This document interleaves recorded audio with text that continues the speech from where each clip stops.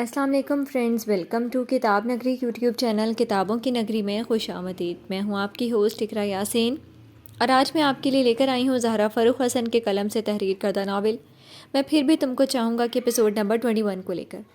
اس episode کو start کرنے سے پہلے آپ جلدی سے کر لیجئے ہمارے چینل کو سبسکرائب، ویڈیو کو لائک اور کلک کر لیجئے بیل آئیکن کو۔ اب آتے ہیں ایپیسوڈ کی جانب۔ جبر سے نسل بڑھے، ظلم سے تن میل کریں، یہ عمل ہم میں ہے، بے علم پرندوں میں نہیں۔ ہم جو انسانوں کی تہذیب لیے پھرتے ہیں، ہم سا وحشی کوئی جنگل کے درندوں میں نہیں۔ ایک بجھی روح لٹے جسم کے ڈھانچے میں لیے سوچتا ہوں میں کہاں جا کے مقدر پھوڑوں۔ میں نہ زندہ ہوں کہ مرنے کا سہارا ڈھونڈوں، اور نہ مردہ ہوں کہ جینے کے غموں سے چھوٹوں۔ رات آئی اور ہر سو خاموشی کے ساتھ روشنیاں بھی اپنے سنگ لے آئی تھیں۔ تاریکی کو چیرتے ہوئے شہر کی ساری بتیاں روشن ہو گئیں، اسی طرح جیسے سیاہ آنچل پر ڈھیروں چاند ستارے ٹانگ دیے گئے ہوں۔ ان روشنیوں سے چاند کی روشنی مدھم سی بڑھ گئی، ستاروں کی افشاں ماند ہو گئی۔ جلتے بجھتے ستارے سیاہ آسمان پر کسی مشک تیراک کی طرح ڈوب ڈوب کر ابھر رہے تھے۔ بہتی ہوئی ہواؤں میں شور ہی شور تھا، انسانوں کا شور، گاڑیوں کا شور، کہیں کہیں میوزک کا شور، لیکن اس کی ذات تو سناٹوں میں گھری ہوئی تھی۔ لوگ خوش تھے، لوگ مسرور تھے، ایک دوسرے کے ساتھ گروہ در گروہ بنا کر گھوم رہے تھے، اپنے ساتھیوں کے ساتھ ہاتھ میں ہاتھ ڈال کر ایک دوسرے کے ساتھ ہمیشہ ساتھ چلنے کا وعدہ لے کر۔ سب کے سب ہم قدم تھے، مگر وہ تنو تنہا سڑک در سڑک گھوم رہا تھا، گلی در گلی تنہائی ڈھونڈتا تھا۔ دن ہوتا تو پنہا ہو جاتا، رات ہوتی تو ظلم کی سیاہی کو نگلنے والا درندہ بن جاتا۔ اپنے اندرونی طوفان کے ساتھ وہ اکیلے جنگ لڑ رہا تھا۔ ہر شب اس کے لیے ایک نئی جنگ کی شروعات ہوتی، اور رات ڈھلے وہ سیاہی سے مقابلہ کرتا، اپنی منزل کے حصول کے لیے آہستہ آہستہ بڑھتا رہتا تھا۔ جس دن منزل ملے گی، مقصد بھی پورا ہو جائے گا، زندگی سے شروع ہوئی جدوجہد کا بھی اتمام ہو جائے گا۔ پر تب تک شہر کی رونقوں میں قدم قدم آگے بڑھتے ہوئے اس کا سفر تنہا ہی جاری رہتا تھا۔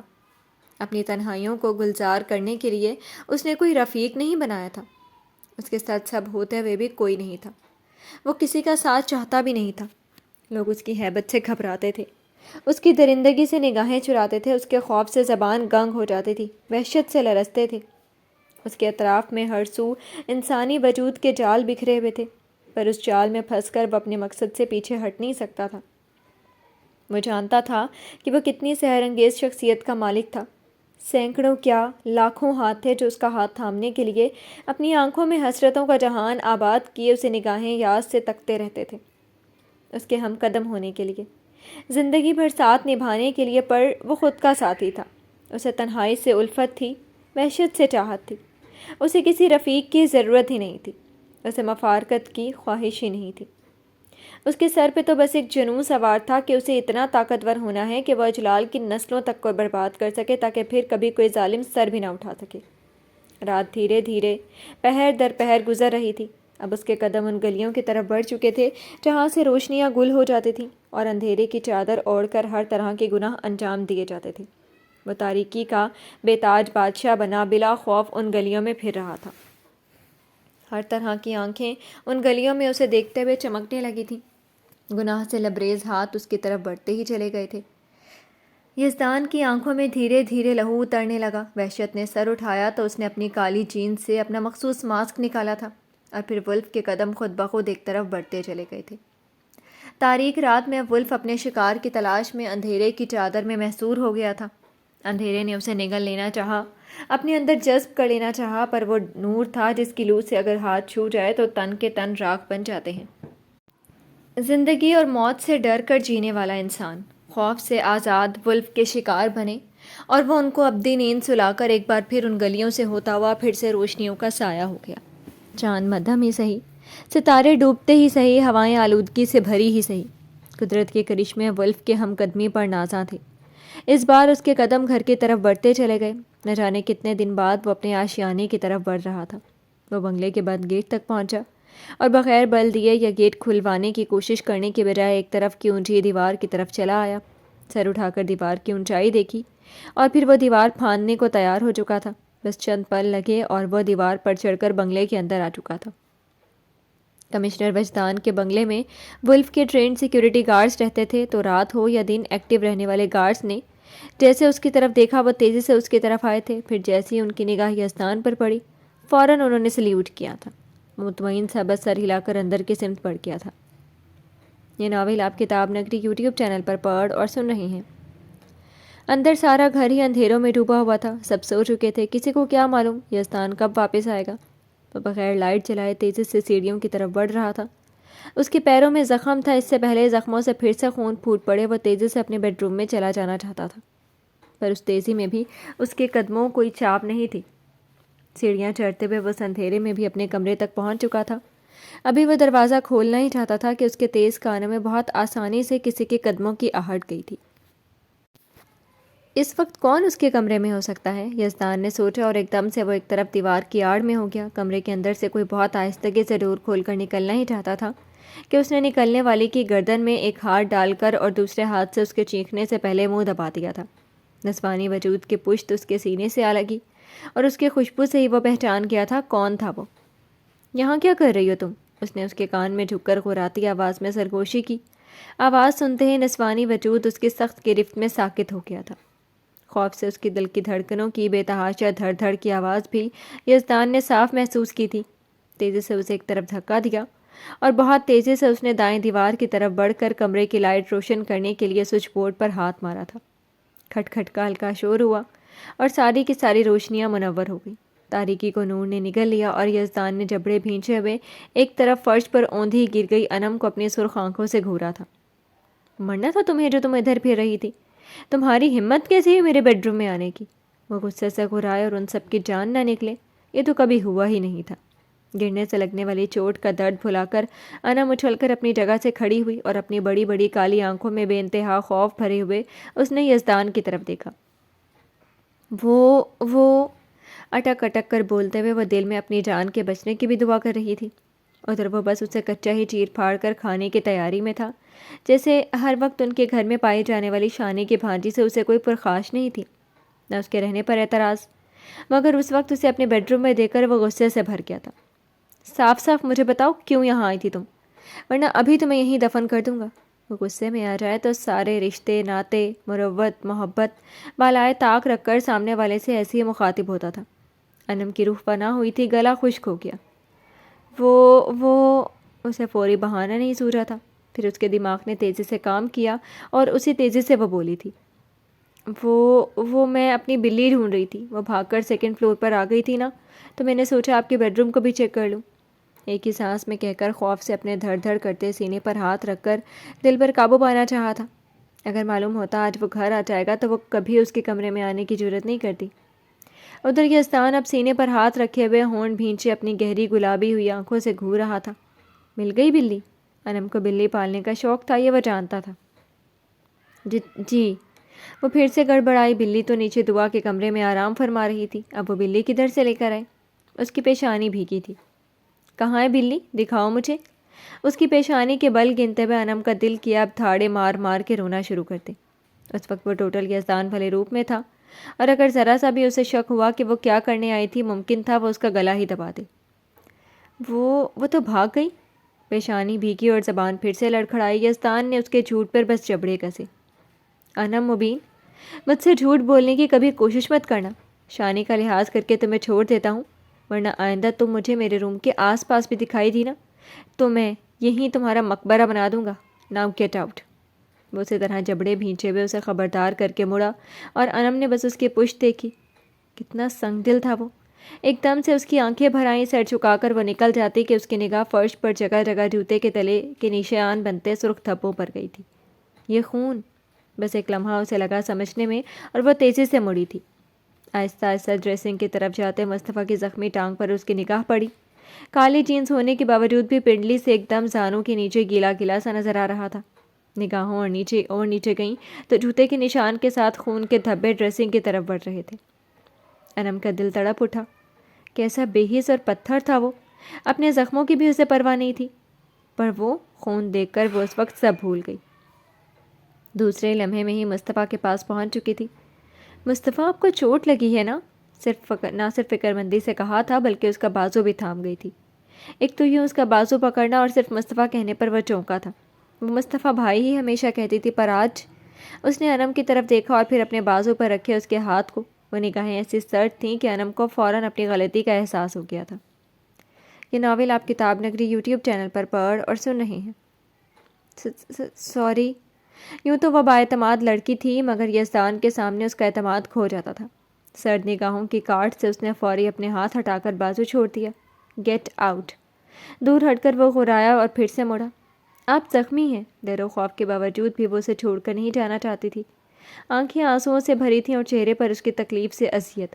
یزدان نے مڑ کر اس کا چہرہ دیکھا اور پھر ان آنکھوں میں اپنے لیے تڑپ دے کر وہ ٹھٹکا تھا۔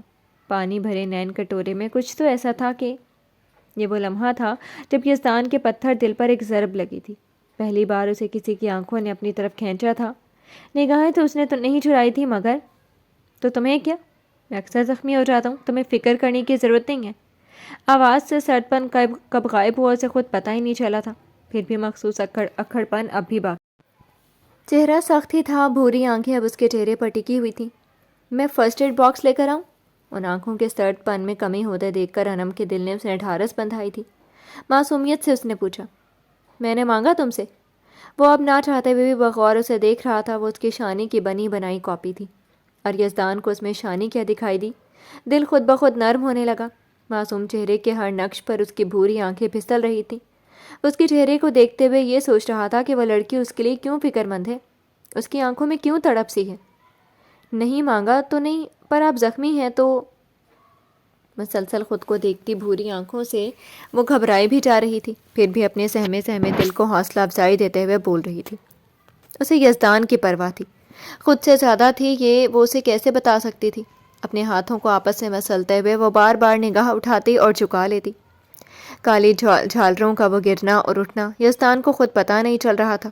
تقدیر نے اس رات ہی اس کے لیے ایک انعام انم کی محبت کی صورت میں بخشنے کے لیے اس کے دل کو لمحوں میں بدلنے کا فیصلہ کر لیا تھا۔ تسخیر عمل شروع ہوا تھا۔ اپنی خدمت اپنے پاس رکھ کر دفع ہو جاؤ سیدھے سے۔ ایک دم سے اس نے نگاہ پھیری اور غصے سے کہہ کر وہ مڑ گیا۔ میں نیچے جا کر پپا سے کہہ دوں گی کہ آپ زخمی ہیں، وہ ایک دم سے بول اٹھی۔ اس نے نوٹس کر لیا تھا کہ وہ وجدان صاحب سے ذرا دبتا تھا، پر مقابل میں یزدان تھا۔ معصوم دھمکی پر وہ مڑا اور ایک ہی قدم میں بیچ کا فاصلہ ختم کر کے اس نے ایک دم سے انم کی گردن اپنے ایک ہاتھ کے شکنجے میں کس لی تھی۔ ایک بھی آواز میرے پپا تک پہنچی تو یہیں تمہارا کام ختم کر دوں گا۔ شانی کی بھانجی ہونے کا لحاظ کر کے تمہیں اپنے روم سے جانے دے رہا ہوں۔ یہ کافی نہیں تھا تمہارے لیے؟ صرف گلا ہی نہیں کسا تھا، بلکہ اسے اسی طرح گردن سے کسے ہوئے پیچھے لے جا کر اس نے انم کی ڈریسنگ روم کے شیشے سے لگا دیا تھا۔ ایک تو گردن پر کسا شکنجا اور دوسرے ایسے گھسیٹ کر دیوار سے لگا دینا۔ درد اور ڈر کے مارے انم کی آنکھیں پھٹ سی گئی تھیں۔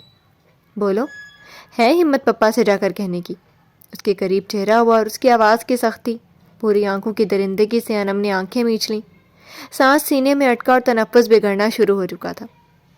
تم نے میرے روم میں آ کر جو غلطی کی ہے نا، اب تعمر اس روم میں آنے سے 1000 بار اس رات کو سوچو گی۔ میرا خوف تمہارا دل بدل دے گا۔ اس کی گھراہٹ سے انم نے پٹ سے آنکھیں کھولی تھیں۔ پوری آنکھوں میں دیکھتے ہوئے اس کا دل کانپا، مگر دل تبدیل ہو جائے تو دریا ہو جاتا ہے، ایسا دریا جس میں ڈوبتے ہی جانا ہے۔ وہ بھی ڈوب جانا چاہتی تھی، اب چاہے موت ملے یا زندگی، وہ محبت میں غرق ہو چکی تھی۔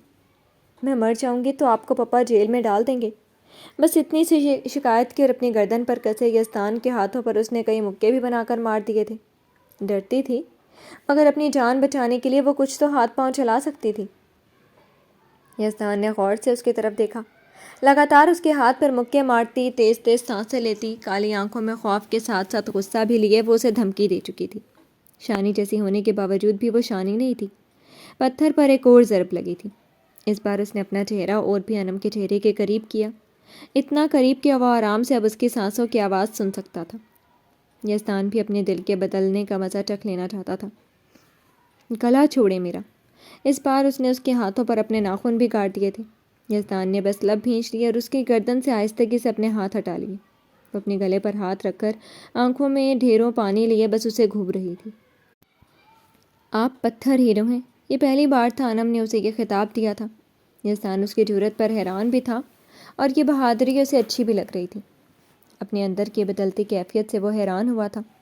یزدان جیسے شخص کی ایک نگاہ کے لیے ترسنے والی آنکھیں اس وقت انم کے چہرے پر گڑ چکی تھیں۔ وہ جو دل جنونی وحشی تھا وہ اس لڑکی کے لیے نرم پڑنے لگا تھا۔ وحشت کو اس لڑکی کی موجودگی سے قرار آنے لگا تھا۔ بدلتی کیفیت سے حیران ضرور تھا، پر نہ گھبرا رہا تھا، نہ اس تبدیلی سے وہ غصہ ہو رہا تھا۔ وہ یزدان خانزادہ تھا، کوئی عام مرد نہیں۔ اب جو یہ لڑکی اسے اچھی لگنے لگی تھی تو وہ اب اس کا حوصلہ آزمائے گا۔ وہ اب اس کی ہو چکی ہے، یہ فیصلہ اس نے کر لیا تھا۔ جب تک وہ اس کی نہیں ہو جائے گی، نہ اس سے اظہار کرے گا، نہ اسے بھی کرنے کی اجازت دے گا۔ یہ ناول آپ کتاب نگری یوٹیوب چینل پر پڑھ اور سن رہے ہیں۔ جاؤ یہاں سے۔ مسلسل اسے دیکھتے ہوئے آواز پھر بھی ہر جذبات سے آ رہی تھی۔ بھوری آنکھوں میں وہی سختی تھی جو کب سے اس کے لیے ڈیرا جمائے ہوئی تھی۔ اپنے جذبوں کو ظاہر کرنا ہی نہیں تھا۔ نہ وہ کوئی ٹھٹھورا مرد تھا، نہ کوئی عام سڑک چھاپ عاشق کہ دل بدلتے ہی نگاہوں میں محبت بھر کر زبان میں حلاوت پیدا کر کے گفتگو شروع کر دے۔ وہ جیسا تھا ویسا ہی ہمیشہ رہے گا، اور انم کو بھی اسے اسی روپ میں قبول کرنا ہوگا۔ میں کھانا لے کر آؤں؟ ادھر وہ اس کے ہر خیال، ہر تبدیلی سے انجان پھر سے بڑی ہمت کر کے اس کی فکر میں مبتلا ہو رہی تھی۔ تمہیں مجھ سے ہمدردی کیوں کرو رہی ہے؟ آج سے پہلے تم مجھ سے 10 فٹ کی دوری پر رہنا پسند کرتی تھی۔ آئی تھنک آج تک تم نے مجھے کبھی پانی کا بھی نہیں پوچھا۔ ایک دم سے تمہیں میرے بیڈ روم میں گھسنے کا خیال آ گیا، ایک دم سے میرے زخم کی فکر ہونے لگی، اور تو اور اب کھانے کی بھی پریشانی۔ انم بس آنکھیں کھولے اسے سنجیدگی سے بولتے دیکھ رہی تھی۔ جرا کرتا ہوا وہ اس سے اس بات کا جواب مانگ رہا تھا جس چیز سے وہ خود 1000 بار خود کو کوس چکی تھی کہ اس کا دل تبدیل ہوا تو کس کے لیے؟ مریض عشق ہوئی بھی تو ایسے پتھر کے لیے جسے ٹکرانے کے لیے تو لوہے کا جگر چاہیے تھا۔ انم نے بے بسی سے دیکھتے ہوئے سر جھکا لیا۔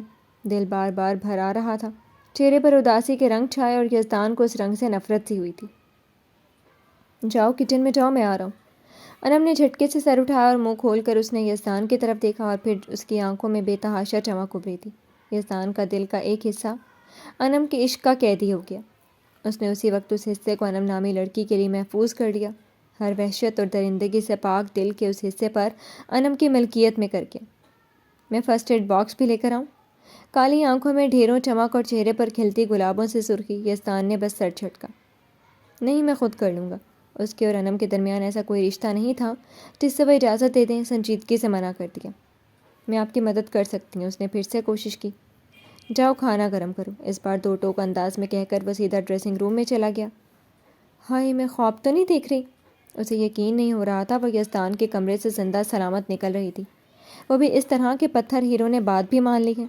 ڈریسنگ نہ صحیح، کھانا ہی صحیح۔ وہ خوشی سے جھومتی ہی اس کے کمرے سے نکل کر نیچے آئی تھی۔ کھانا گرم کرتے ہوئے انم کے پاؤں تو زمین پر ٹک ہی نہیں رہے تھے۔ آج پتھر ہیرو نے اتنے غصے کے باوجود بھی اس کی بات مان لی۔ یزدان کی بس اتنی ہی توجہ پر وہ ہواؤں میں اڑی جا رہی تھی۔ اس سے زیادہ کی تو چاہ بھی نہیں تھی اسے، تو اب بس سب یہی خواہش تھی کہ وہ یزدان کا تھوڑا ہی صحیح پر خیال رکھ سکے۔ ابھی وہ ٹیبل پر سب رکھ ہی رہی تھی کہ وہ کچن میں آ گیا۔ اتنی دیر میں وہ بات لے کر گھریلو حلیے میں کچن کی کرسی کھینچ کر بیٹھ گیا تھا۔ انم نے چپکے چپکے اس کا جائزہ لیا، وہی فوجیوں والا ڈھیلا ڈھالا پینٹ اور گول گلے والی فل سلیو شرٹ جو کوہنیوں تک پیچھے کھسکی ہوئی تھی۔ اب اللہ جانے اس نے زخموں پر ڈریسنگ کی تھی یا نہیں۔ ڈریسنگ کر لی آپ نے؟ پلیٹ اس کے آگے رکھتے ہوئے اس نے بہت جھجک کر پوچھ ہی لیا تھا۔ یزدان نے چمچہ اٹھاتے ہوئے ابرو اٹھائی۔ بس اتنا، اور وہ پلیٹ میں کھانا نکالنے لگا۔ اتنی جلدی؟ تعجب سے اس نے یہاں سے نظر آتی گھڑی پر نگاہ ڈالی۔ چند منٹوں میں وہ ڈریسنگ بھی کر چکا، نہا دھو بھی لیا اور یہاں آ بھی گیا۔ کھانا کھاؤں یا نہیں؟ اس بار جس سختی سے اس کی طرف دیکھ کر کہا گیا، انم سٹپٹا گئی۔ سر ہلا کر وہ اس کے سامنے سے ہٹ جاتی کہ منہ میں لقمہ ڈالتے ہوئے وہ بولا تھا، میرے سامنے بیٹھو۔ انم کو زبردست جھٹکا لگا تھا، ایسی فرمائش پر سختہ سا ہونا تو بنتا ہی تھا۔ جی میں ابھی آتی ہوں۔ ڈر تھا کہ وہ کہیں اس کمرے میں آنے کی وجہ نہ پوچھنے لگے، اس لیے اس نے بھاگنے کے پڑ تولے۔ میں ہر بات صرف ایک بار کہنے کا عادی ہوں، گاٹ اٹ؟ بھوری آنکھوں نے اسے گھورا اور انم فوراً حرکت میں آ کر اس کے سامنے ہی کرسی کھینچ کر بیٹھ گئی۔ کچھ پل خاموشی سے گزرے، وہ بس میز کی سطح پر ایک انگلی کے ناخن سے کھرچتے ہوئے چپکے چپکے اسے دیکھ بھی لیتی تھی۔ مجھے دیکھنا چھوڑ کر اب جو تمہاری ڈریس کی پاکٹ میں جو تم نے میری فوٹو چھپا کر رکھی ہوئی ہے وہ مجھے واپس دو۔ آرام سے چھوٹا چھوٹا لقمہ کھاتے ہوئے اس نے انم کا سارا آرام غارت کر دیا۔ فوٹو؟ پکڑی گئی۔ اب سمجھ میں آئے یہ ساری نرمی کس لیے تھی، کہ اب وہ اسے یہیں کچن میں گلا دبا کر مارے گا۔ انم کو اس سے بے انتہا خوف محسوس ہوا تھا۔ کالی آنکھیں خوف سے پھٹتے ہوئے آرام سے کھانا کھاتے اور بولتے یزدان کو دیکھ رہی تھی۔ میرے بیڈ روم میں کوئی آئے، میرے بیڈ پر آرام فرمائے اور میرے ڈریسز سے چھیڑخانی کرے اور پھر ڈریسر میں رکھی میری فوٹو اٹھا کر اپنے دائیں طرف کے ڈریس پاکٹ میں چھپا لیں، یہ میں سمجھ سکتا ہوں۔ انم منہ کھولے بس اس کی شکل دیکھ رہی تھی۔ مرتضیٰ کہتا تھا اس کے بھیا بہت خطرناک ترین جاسوس ہیں، اس بات پر آج یقین آ گیا۔ یہ ناول آپ کتاب نگری یوٹیوب چینل پر پڑھ اور سن رہے ہیں۔ خاموشی پر یزدان نے آنکھیں اٹھا کر اسے دیکھا۔ وہ پوری آنکھیں پھاڑے اور منہ کھولے اسے دیکھ رہی تھی، اپنے اندر ڈھیروں کشش سمائے ایک گڑیا جس کی مشکی کٹورے والی آنکھیں اسے مسحور کر رہی تھی۔ یزدان نے بس سر جھٹکا۔ وہ مسحور ہو سکتا تھا مگر اپنے جذبات ظاہر نہیں کر سکتا تھا۔ I don't mind anything but give me my pack. مجھے وہ نیو پاسپورٹ کے لیے دینی ہے۔ پھر سے سر جھکا کر اس نے تیزی سے کھانا شروع کیا تھا۔ انم کچھ دیر بس اسے دیکھتی رہی تھی، پھر اس کی آنکھیں بھر آئیں۔ آپ کو وہ فوٹو دی نا تو آپ میرا گلا دبا دیں گے؟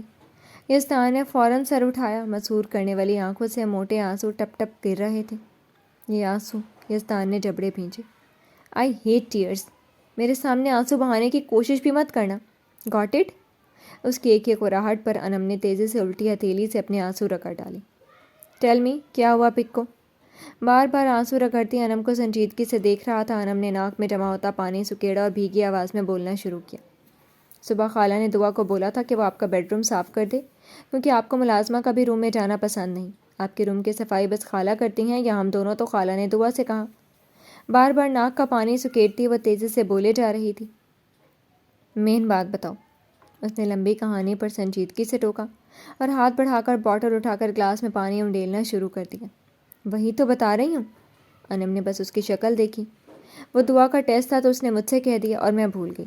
تو سونے سے پہلے مجھے یاد آیا تو میں نے سوچا کہ خالہ دعا کو ڈانٹیں گی، تو میں اسی وقت آپ کے روم میں چلی آئی اور پھر ساری صفائی کرتے ہوئے آپ کی فوٹوز دیکھتے دیکھتے میں واش روم تک گئی، اور وہاں جب ہاتھ دھونے لگی تو پتہ نہیں کیسے وہ سب واش بیسن میں گر کر بھیگ گئی۔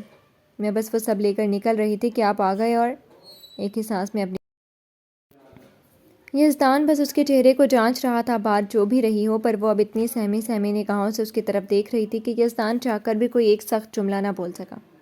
مجھے وہ صحیح سلامت چاہیے، اتنا کہہ کر وہ تیزی سے اٹھا تھا اور کچن سے سیدھا نکلتے چلا گیا۔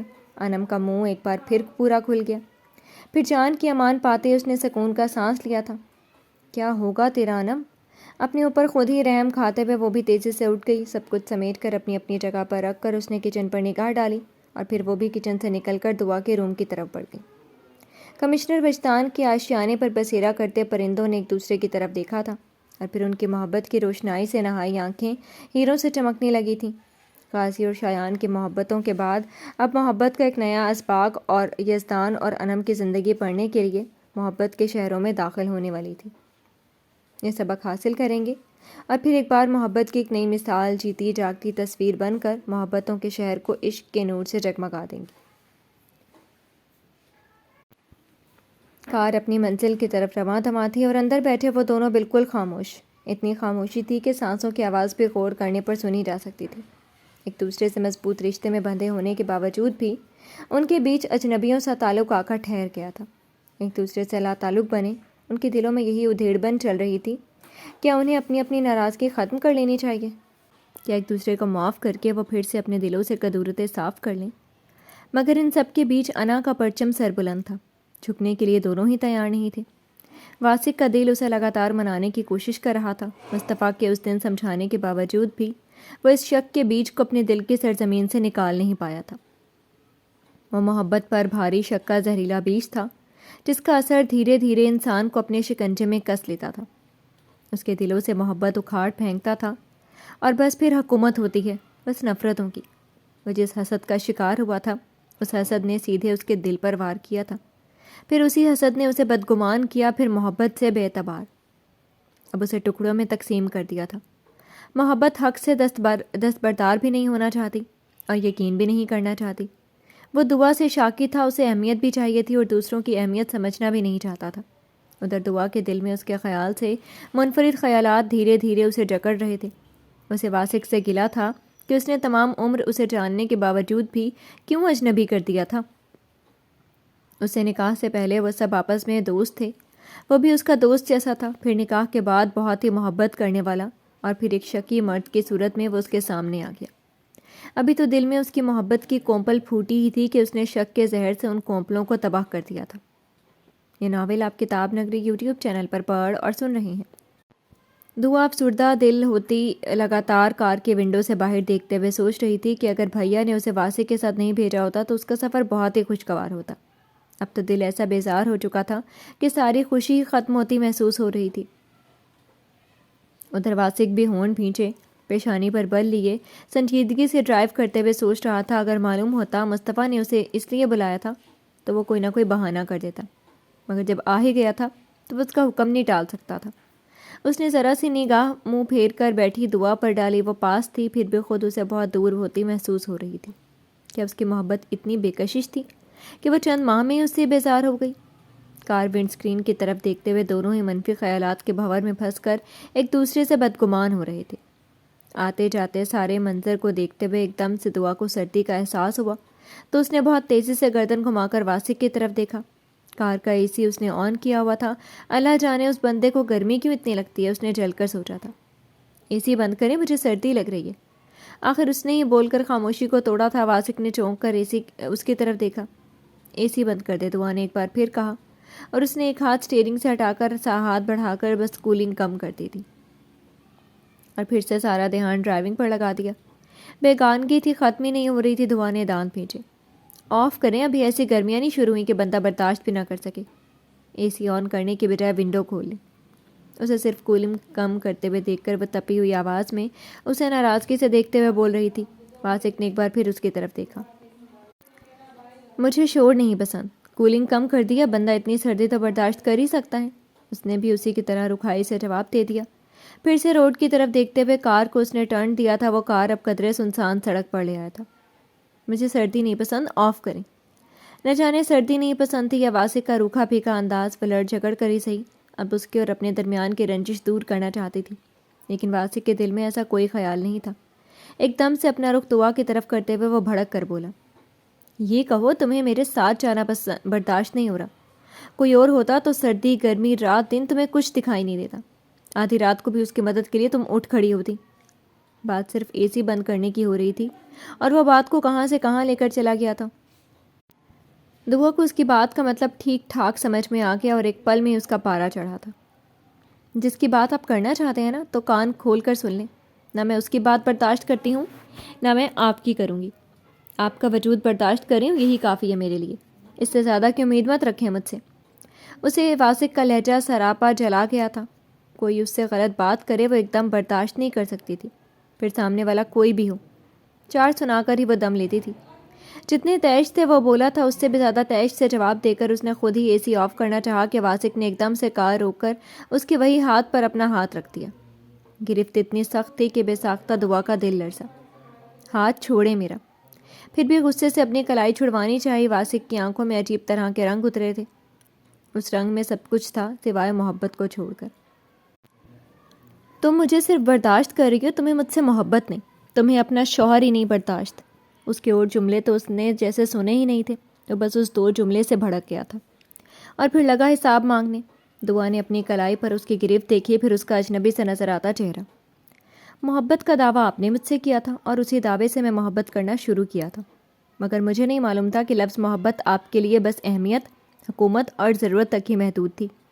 کلائی چھڑوانا چھوڑ کر اس نے بھی واسق کی آنکھوں میں آنکھیں ڈال کر سرد لہجے میں بڑے کاٹدار انداز میں کہا تھا۔ لفظ ضرورت واسق کو اپنے کردار پر تانا سا لگا تھا۔ دعا تو میری توہین کر رہی ہو، یہ مت بھولو میں تمہارا شوہر ہوں۔ وہ سراپا بھڑک اٹھا، کلائی پر گرفت بھی جھٹک دی۔ دعا نے ہاتھ سمیٹ کر اسے گلابی آنکھوں سے دیکھا۔ وہ صرف ہر وقت اسے یہی احساس دلاتا رہتا تھا کہ وہ اس کا شوہر ہے، اس کا حاکم ہے، اور یہی بات دعا سے برداشت نہیں ہوتی تھی۔ ایک دم نہیں، میں کیوں آپ کی توہین کروں گی؟ آپ تو میرے شوہر ہیں نا، تو آپ جیسے چاہیں مجھ سے سلوک کریں، اور میں ہر بات برداشت کرتے ہوئے پھر بھی بیوی ہونے کا فرض نبھاؤں۔ آپ کی ہر غلط بات پر بھی پھر بھی میں محبت کی لبیک کروں، تو یہ آپ کی غلط فہمی ہے واسق صاحب۔ ہر جذبات سے آری گلابی آنکھوں سے وہ واسق کو دیکھتے ہوئے آواز میں تلخی سموئے بول رہی تھی۔ سامنے موجود واسق بھی بس سرد نگاہوں سے اسے گھور رہا تھا۔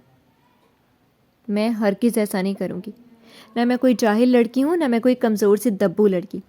میں دعا وجدان خانزادہ ہوں، مجھے شوہروں والا روب دکھا کر آپ دبا نہیں سکتے. آپ مجھے صرف محبت دیں گے تو بدلے میں بھی آپ سے محبت کروں گی. مجھے عزت دیں گے تو بدلے میں بھی آپ کو عزت دوں گی.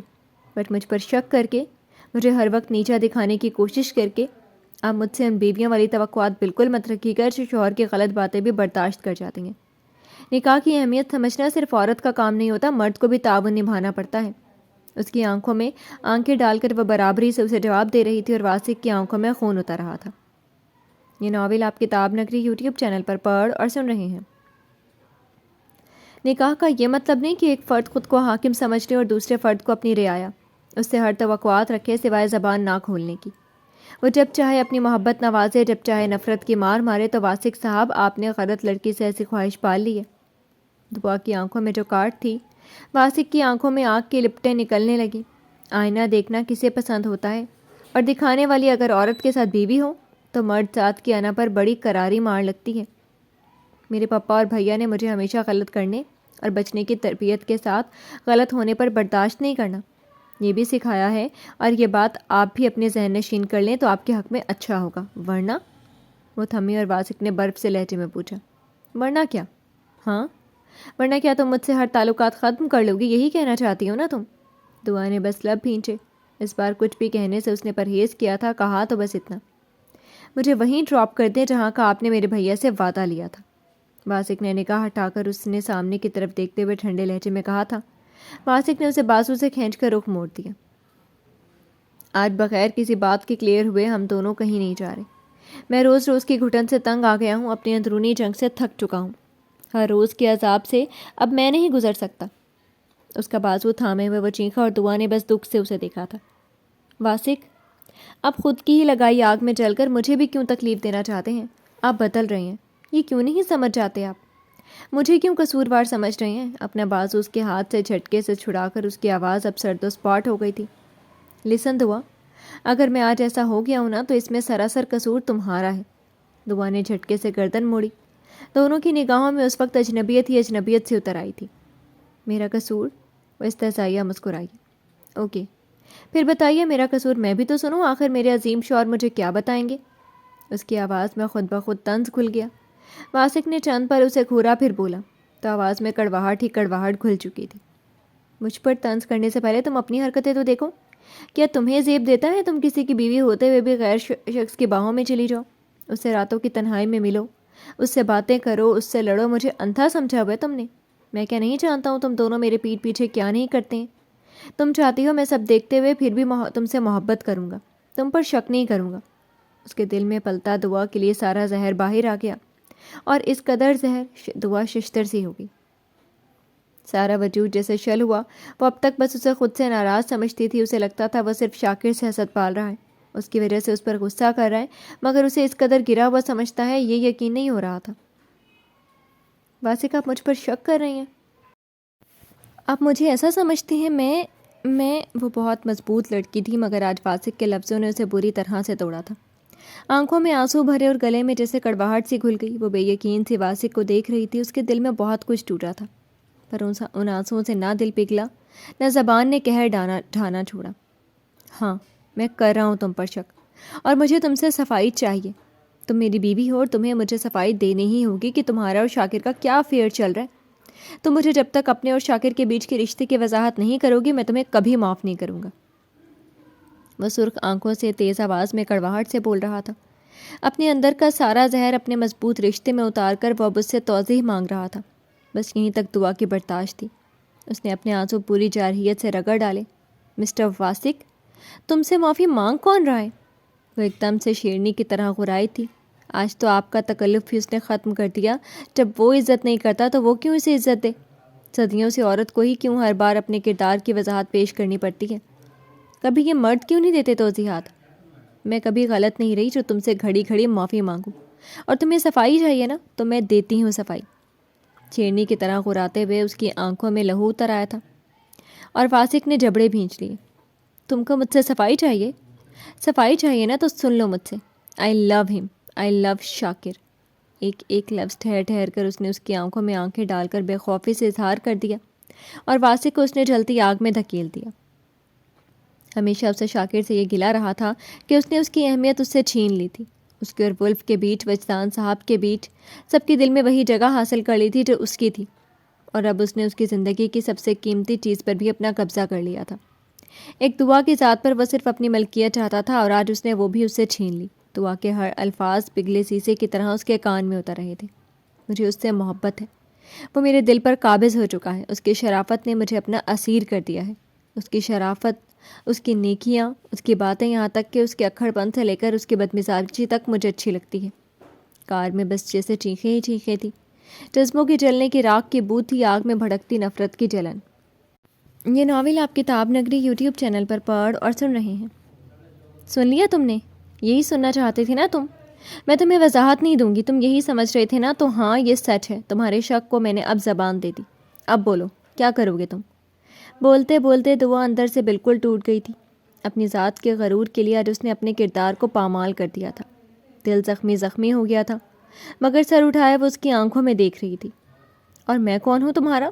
وہ سرخ آنکھیں ہر جذبات سے خالی ہو گئی تھی، بس آگ ہی آگ تھی اور جلے ہوئے جذبات میں نفرت کی بو۔ صرف نام کے شوہر، وہ بھی تو اسے اسی نگاہوں سے دیکھ رہی تھی۔ آنکھیں بہت زیادہ رونے کے لیے سرخ ہو رہی تھیں، پر وہ رو رو کر خود کو کمزور ثابت نہیں کر سکتی تھی۔ نام کے شوہر، وہ ایک دم سے ہنسا، عجیب سی مکروہ ہنسی۔ اس ہنسی میں نفرت کی مار تھی، انا کی مجروحیت کی بو تھی۔ شک پر اظہار کی مار نے اس کے اندر کے انا پرست کو مجروح کر دیا تھا۔ اب صرف زخم ڈالنے والے سے انتقام لینا تھا۔ واسی کی آنکھوں میں دیکھتے ہوئے دعا کے آس پاس کوئی خطرہ منڈلایا تھا۔ اب میں تمہیں بتاؤں گا کہ اصل شوہر کون ہوتا ہے۔ تمہیں شوہر ہونے کے صحیح معنی سے روبرو کروانا ہے، تاکہ تم اپنی محبت کو حاصل کرنے کے قابل ہی نہ رہ جاؤ۔ ان آنکھوں میں جو چمک ابھر گئی تھی، دعا کا روم روم خوف سے سہر گیا تھا۔ اپنے آس پاس دیکھا، کوئی بھی تو نہیں تھا وہاں۔ جانے وہ کار کس طرف لے کر آیا تھا؟ وہ کتنی بھی مضبوط صحیح، پر وہ ایک لڑکی تھی، اس حقیقت سے وہ آشنا تھی۔ واسق، یہ مت بھولو، اگر تم نے کچھ بھی غلط کیا نا تو میں ہر تعلق توڑ لوں گی تم سے۔ لاکھ وہ ڈر چکی تھی، مگر اب بھی اس کے اندر کی بات موجود تھی کہ واسق کبھی اس کے ساتھ کوئی غلط قدم نہیں اٹھا سکتا ہے۔ وہ اس طرح اسے نہیں مار سکتا۔ اس نے آخری کوشش کرنی چاہی تھی۔ آج کے بعد تم مجھ سے کوئی تعلق توڑ پانے کے قابل ہی نہیں رہ پاؤ گی۔ میں اپنے رشتے میں یہ گنجائش ہی نہیں چھوڑوں گا کہ تم مجھے چھوڑ کر کسی اور کی ہو جاؤ۔ تم میری ہو اور ہمیشہ میری رہو گی، یہ بات اپنے دل و دماغ میں بٹھا لو دعا واسق۔ عجیب طرح کی دیوانگی سے اس کی آنکھوں میں چھلک گئی، اور اس نے دعا کے کار کے لاک کی طرف بڑھتا ہاتھ ایک ہی جھٹکے میں دبوچ کر اسے اپنی طرف کھینچ لیا تھا۔ وہ سیدھے اس کے سینے سے ٹکرائی تھی۔ واسق نے اسے مضبوطی سے اپنے شکنجے میں کس لیا تھا۔ واسق، چھوڑ دیں مجھے، چھوڑ دیں۔ اس کی گرفت سے وہ چھوٹنے کے لیے بری طرح سے مچل رہی تھی۔ واسق کے اندر سویا ہوا زخمی مرد پوری طرح سے سر اٹھا چکا تھا۔ محبت دور سوئی تھی، اور بس اب ضد تھی اور نفس کی خواہش۔ عورت نہ محرم ہو یا محرم، زبردستی حاصل کرنے والے مرد یہ کبھی نہیں سمجھ سکتے تھے کہ وہ جس عورت کے تن کو حاصل کر کے حکمران کہلانا چاہتے ہیں، اپنی مردانگی کے پرچم کو بلند رکھنا چاہتے ہیں، ان کی مردانگی ہی کیا، انسانیت بھی زبردستی کے ان لمحوں میں فنا ہو جاتی ہے۔ پھر وہ بچتے ہیں اور حیوانیت۔ زبردستی کے اس حصول میں محبت دفن ہو رہی تھی، چینخ چینخ کر فریاد کر رہی تھی، مگر وہ ہر جذبات پر بھاری مردانگی کے زوم میں گم ہو جانا چاہتا تھا۔ لوگ عورت کو فقط جسم سمجھ لیتے ہیں، روح بھی ہوتی ہے اس میں، یہ کہاں سمجھتے ہیں۔ روح کیا ہوتی ہے اس سے انہیں مطلب ہی نہیں، وہ تو بس تن کے تقاضوں کا کہا مانتے ہیں۔ روح مر جاتی ہے تو جسم ہے چلتی ہوئی لاش، اس حقیقت کو نہ سمجھتے ہیں نہ پہچانتے ہیں۔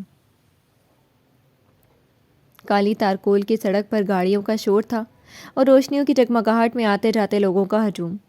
اسی روشنیوں اور رواں دواں کارواں کے بیچ مصطفیٰ کی بلیک کار بھی اسی سڑک پر نارمل سپیڈ میں رواں دواں سی تھی۔ کار کے بلیک شیشے چڑھے ہوئے تھے، اندر موجود وہ دونوں آپس میں باتیں کرتے ہوئے مسرور اور شاد تھے۔ بول تو انم ہی رہی تھی، مگر وہ ہاں ہوں کرتا سراپا اسے سن رہا تھا۔ انم کا ساتھ زندگی میں میٹھی راحت اور ابدی سکون تھا۔ اس کے ساتھ رہتا تو ایسا محسوس ہوتا جیسے ایک کڑی اور انتھک جدوجہد کے بعد سکون ہی سکون میسر آ چکا ہو۔ آپ نے یہ اچھا کیا جو دعا کو واسق کے ساتھ بھیج دیا۔ انم گاڑیوں کے ہجوم کی طرف دیکھتی جیسے اس میں واسق کی کار کو بھی کھوجنے کی کوشش کر رہی تھی۔ وہ دعا اور واسق کے لیے فکر مند تھی۔ کیوں؟ تم میرے ساتھ تنہا سفر کرنا چاہتی تھی؟ یزدان کی شوخی پر اس نے تیزی سے گردن موڑی۔ اس کے ہیرو کو شوخیاں کرنی بھی آ گئی تھیں۔ وہ ہولے سے مسکرائی۔ جی نہیں، یہ خوش فہمی ہے آپ کی۔ وہ بھی تو اب بلا جھجک کسی بھی خوف بھرے احساس کے بغیر اس سے کھل کر باتیں کرتی تھی. خیر سے اب تو لڑ بھی لیتی تھی. اور کیوں نہ ہو انم ایسی جب وہ یزدان خانزادہ کے دل کی ملکہ تھی. میں خوش فہمیاں نہیں پالتا، میں یقین کے بل بوتے پر بات کرتا ہوں. آرام سے ڈرائیونگ کرتے ہوئے اس نے ذرا سی گردن موڑ کر انم کی طرف مسکراتی نگاہوں سے دیکھا تھا. میں بھی سر پھری ہوں اور آپ بھی سر پھرے، تو ہم دونوں کو تنہا ہی سفر کرنا چاہیے. وہ جو بے ساختہ بولی تو یزدان نے بے ساختہ کہا لگایا تھا. یہ ناول آپ کتاب نگری یوٹیوب چینل پر پڑھ اور سن رہے ہیں. انم کی نگاہوں میں والہانہ پن اتر آیا تھا. وہ اس کی نوخیز عمر کی محبت تھا، ایسی محبت جس کی وہ دیوانی ہو چکی تھی. وہ جتنا اس کا عاشق تھا، جنونی تھا، وہ بھی اپنی محبت میں اس کے لیے دیوانگی میں کم نہیں تھی. نگاہوں میں وارفتگی سمیٹے یزدان کے چہرے کی بلائیں لے رہی تھی. یزدان نے گردن ترچھی کی. اس طرح مجھے دیکھنا بند کرو ورنہ میں کار کسی جنگل کی طرف ٹرن لے لوں گی. ذرا سا جھک کر اس نے انم کی کالی آنکھوں میں جھانکا اور پھر اسی تیزی سے سیدھا ہو گیا. پر انم اتنی دیر میں تیزی سے سنبھل گئی. مجھے آپ کے ساتھ شاپنگ پر بس جانا ہے، ادھر ادھر گھمائیں مت. بھوری آنکھوں کی چمک سے بچتے ہوئے اس نے یوں ہی چہرے پر آتے بالوں کو کانوں کے پیچھے کیا. وہ بس مسکرا کر سیدھے دیکھنے لگا. آپ کو ان دونوں کا ساتھ بھیجنے کا آئیڈیا کیسے آیا؟ ایک بار پھر اسی جوش سے اس کی طرف گھوم گئی جیسے اب تک کے سفر پر تھی. خوشی سے پوچھتے ہوئے اس کا چہرہ چمک سا رہا تھا. بس یوں ہی سوچا ان دونوں کو بھی ایک دوسرے کے ساتھ ٹائم اسپینڈ کرنے دینا چاہیے. وہ ہلکی مسکراہٹ سے بولتا شیشے کے پار کے منظر کو بھی دیکھتے ہوئے دھیان سے کار چلا رہا تھا. ٹریفک کی وجہ سے کار احتیاط سے چلانی تھی، ساتھ ہی وہ موبائل پر نظر آتے اہم سگنل سے بھی لاعلم نہیں تھا. ابھی تک کوئی ٹینشن والی کوئی بات نہیں ہوئی تھی. یہ تو بہت اچھا سوچا تھا تم نے. ان دونوں کے بیچ کب سے ناراضگی چل رہی تھی، تو اسی بہانے بات چیت شروع ہو جائے گی. پھر انم جوش سے بولتے ہوئے چپ ہو گئی. بات بات میں زبان سے راز پھسل گیا تھا. یزدان نے سنجیدگی سے اس کی طرف دیکھا. کب سے چل رہی ہے یہ ناراضگی؟ بس اتنا پوچھا تھا اور وہ گھبرائی. اسی گھبراہٹ میں اس نے اپنے چہرے کے ارد گرد باندھا اسکارف درست کرنا شروع کر دیا جیسے بات ٹالنا چاہتی ہو. انو، کب سے چل رہی تھی یہ ناراضگی؟ اس نے پھر سے پوچھا تو انم نے گہری سانس لے کر ہاتھ گود میں رکھ لیے. ارے نہیں، کوئی ناراضگی نہیں، زبردستی مسکراتے ہوئے اس نے کہا. پر یزدان نے بس سنجیدگی سے اسے دیکھا تھا. انو، مجھے سب معلوم ہے، ان کی ناراضگی سے لے کر ناراضگی کی وجہ تک. کچھ اور بھی ہے جو تم مجھ سے چھپا رہی ہو. وہ سنجیدگی سے پوچھ رہا تھا تو وہ سب جانتا تھا. انم نے سوچا اور پھر وہ بھی کھل کر اس موضوع پر اب بات کرنے کا سوچ چکی تھی. ایک بار پھر اپنا رخ سیٹ پر اس کی طرف موڑا، اس طرح موڑا کہ وہ بآسانی یزدان کے چہرے کو دیکھ سکتی تھی. یزدان، آپ سب جانتے ہیں، مگر پتہ نہیں کیوں یہ واسق کو کیا ہو گیا جب وہ خواہ شاکر سے بدظن ہو کر دعا اور اپنے رشتے کے بیچ تلخی کھول رہا ہے. اتنے دن سے اس نے دعا سے سیدھے منہ بات بھی نہیں کی ہے. ادھر اب تو دعا بھی ناراض ہو گئی تھی، ناراضگی میں تھپڑ بھی مار چکی تھی واسق کو. وہ آہستہ آہستہ بولتے ہوئے بس یزدان کو دیکھ رہی تھی جس کے چہرے پر سوچ کے سائے آ جا رہے تھے، پیشانی پر بل بھی آ چکے تھے، وہی مخصوص سنجیدگی. سمجھایا ہے میں نے اسے، انشاءاللہ ٹھیک ہو جائے گا. وہ بس اتنا بولا. اس نے تو سمجھا دیا ہے، مگر کیا واسق سمجھ بھی گیا ہے؟ یہ سوال بیک وقت دونوں کے دل میں آیا تھا. آپ کو لگتا ہے کہ وہ ٹھیک ہو جائے گا؟ اس سوال پر اس نے ذرا سی گردن گھمائی. میں اپنے سپاہی سے بے خبر نہیں. اس ایک پورے جملے میں اتنے سالوں کا اعتبار جھلک رہا تھا. انم نے گہری سانس لی. اب اپنے سپاہی سے بے خبر نہیں تو میں مرد ذات سے بے خبر نہیں ہوں یزدان. اس بار یزدان سے نگاہ ہٹا کر وہ شیشے کے اس پار روشنیوں سے جگمگ کرتا شہر دیکھنے لگی. یزدان نے فوراً گردن موڑی. ایک ہاتھ اسٹیئرنگ سے ہٹا کر اس نے انم کی گود میں رکھا، دانا ہاتھ اپنے ہاتھوں میں تھام لیا اور پھر اپنے لبوں سے لگا کر اس نے جیسے انم کو پھر سے ماضی سے کھینچ لیا تھا. یہ محبت کا اظہار اس بات کا ثبوت تھا کہ دنیا میں ہر طرح کے مرد تھے. اچھائی برائی ہر ذات کی ساتھی ہو سکتی ہے، کسی ایک ذات پر سیاہی کی مہر نہیں لگی تھی. اللہ کی نعمت تھے ایسے مرد بھی. ہر مرد اپنے نفس سے ہارتا نہیں ہے.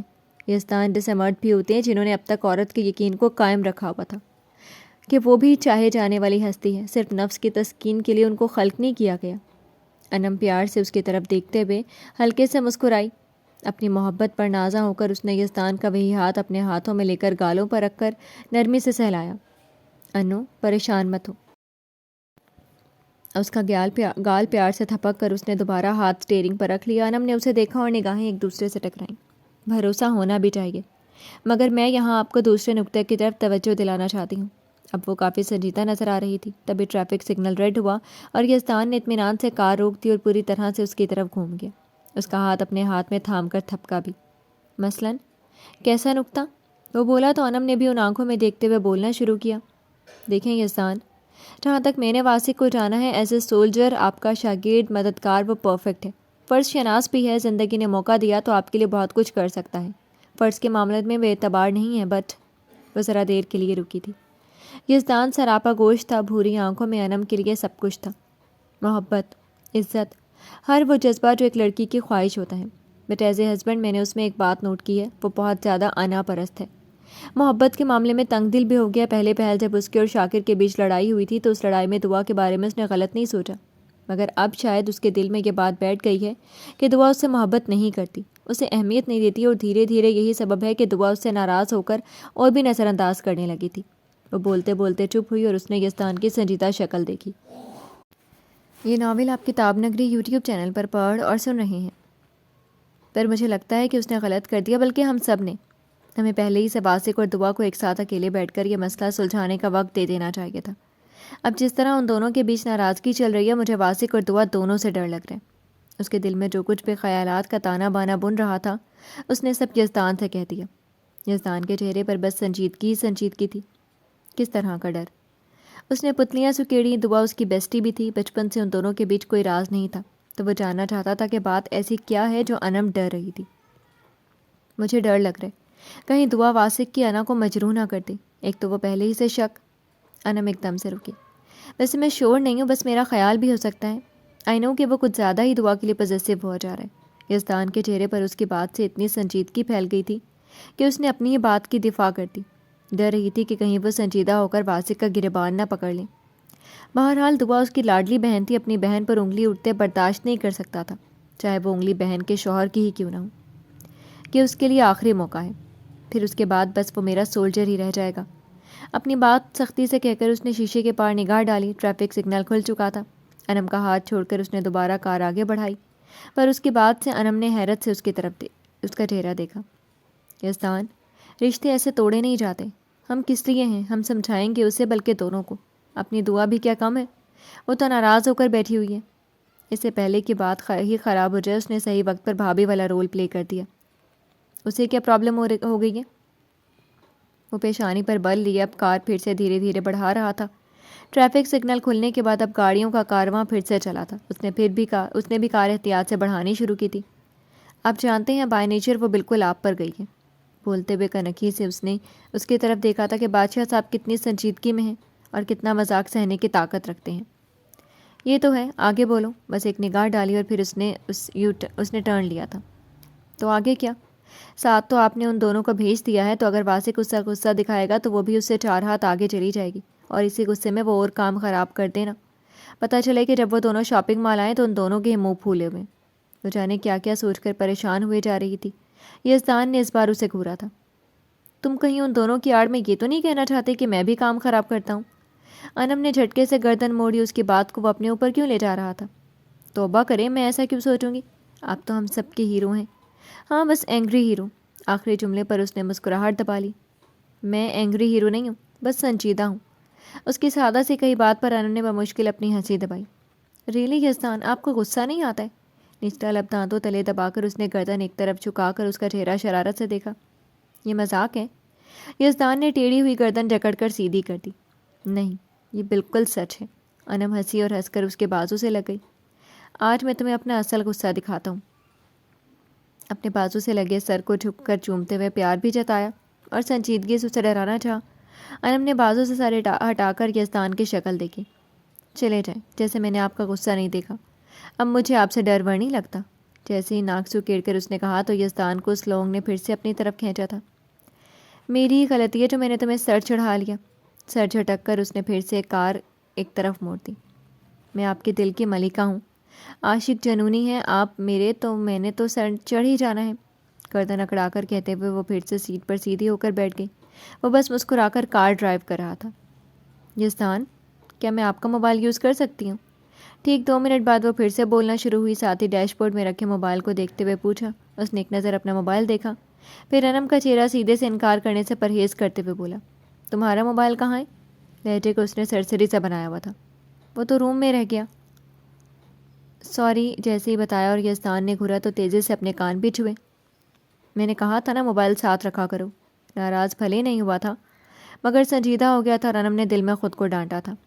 اگلی بار کبھی نہیں بھولوں گی۔ آواز دھیمی سی ہو رہی تھی اور یزدان نے بس اتنا کہا، موبائل بھول آئی ہو تو خبردار جو تم 1 منٹ بھی میرے پاس سے ادھر ادھر کہیں گئی۔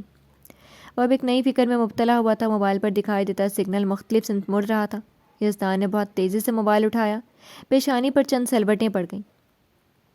مجھے کہاں جانا ہے آپ کے پاس سے؟ یزدان کی ناراضگی دور کرنے کے لیے رومانٹک بنتے وہ اس کے بازو پر سر رکھ گئی۔ ابھی وہ ایک میسج چھوڑتا کہ مرتضیٰ کالنگ شروع ہو گئی تھی۔ ہیلو، کال پک اپ کرتے ہوئے اس نے کار کو دوبارہ موڑنا چاہا کہ ادھر مرتضیٰ کی سنجیدہ آواز سن کر تھم گیا۔ بھیا آپ آ رہے ہیں نا؟ وہ سنجیدہ تھا تو اس کا مطلب کوئی بات تھی۔ بس پہنچ رہا ہوں، اتنا کہہ کر اس نے کار موڑنے کا ارادہ چھوڑ کر بہت تیزی سے ایک میسج چھوڑا اور ساتھ ہی لوکیشن بھی۔ پھر اس نے کار کی سپیڈ بڑھاتے ہوئے سڑک پر دوڑا دی تھی۔ جی تو فرینڈز، کیسی لگی آپ کو آج کی ایپیسوڈ؟ کمنٹ سیکشن میں ضرور بتائیے گا۔ پھر حاضر ہوں گے